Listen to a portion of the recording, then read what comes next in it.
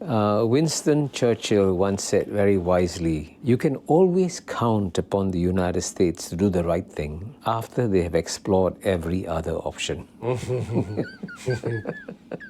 Yeah. Very funny but true. Yeah. But the Americans, have a way of reinventing themselves. So it's a remarkable society. We should continue to watch it and work with it too. What's the biggest strength of the United States and the society of the United States? Well, I think the biggest strength of the United States, it has a very Darwinian form of competition. The state doesn't save you. And in the companies, you either succeed and thrive, or you fail, you're killed. And certainly there's a lot of creative destruction within the American economy. So very large companies which are number one in the world, like Kodak, for example. When I grew up, again, as a child in Singapore, the best films were made in America, Kodak. And everyone thought that Kodak would be number one in the world forever. Gone. So, the very Darwinian form of competition that goes on.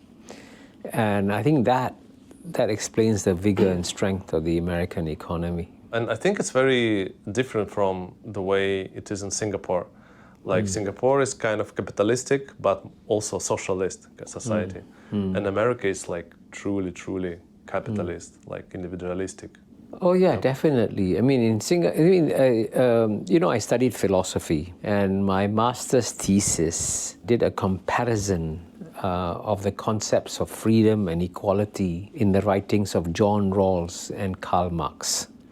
John Rawls, was the greatest political philosopher of the United States in recent times. And John Rawls says that the most just society is a society that takes care of the bottom 10%.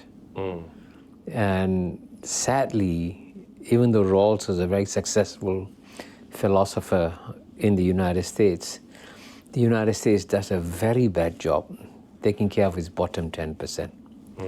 By contrast, Singapore as a society probably takes better care of its bottom 10% than almost any other society in the world. So it's very different. Very different. Very different, yeah. Singapore is still a society, as you know, the PAP was founded.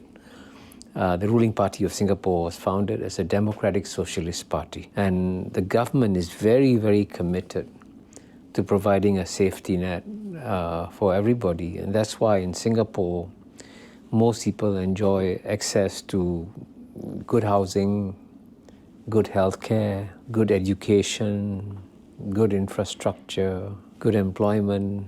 So all this is the result of a government that works incredibly hard. Yeah.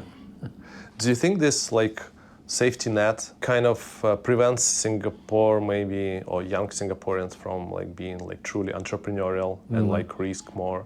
I talked to my friend, he's very prominent investor, and he told me when you go to the US, you see these super rich people, but also super poor people on the street, and you see this contrast. So you can tell your kids, if you work hard, if you learn, if you study hard, you can be here, or you can be here. The gap is huge.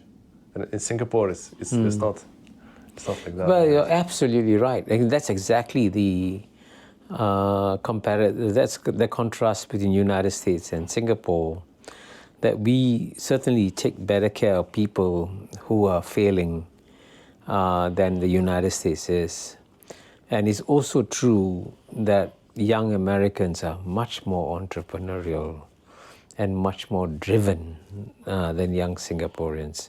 In fact, this was one of Mr. Lee Kuan Yew's nightmares, because he saw that the welfare states in Europe had made the populations of Europe very reluctant to work hard.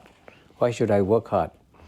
I will get a pension. I can retire my pension. So Mr. Lee Kuan Yew was determined not to create a similar welfare state.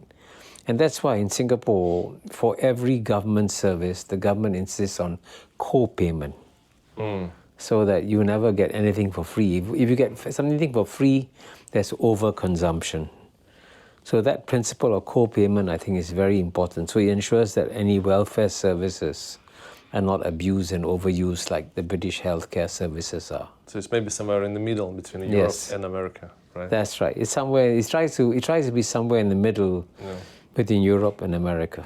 Yeah, like in Europe, it's hard. If you are employer, you cannot let people go, and then you need to pay Yes. 2 years. You need to pay the salary.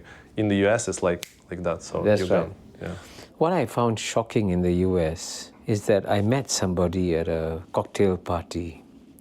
So I asked him, "How was your day?" He said, "Well, I had a rough day." I said, "Why?" He said, "I had to sack 50 of my staff." And one of the ladies came up to me and said, "You know, I've just been told that I have cancer. I don't have a house. I'm living in my car. And if you sack me, I have nothing." And he had to sack her. That's the reality, right? That's the reality. Of the life, That's a yeah. cruel reality, yeah. Yeah, yeah. In Singapore, I think that you would have some kind of safety net for people like that.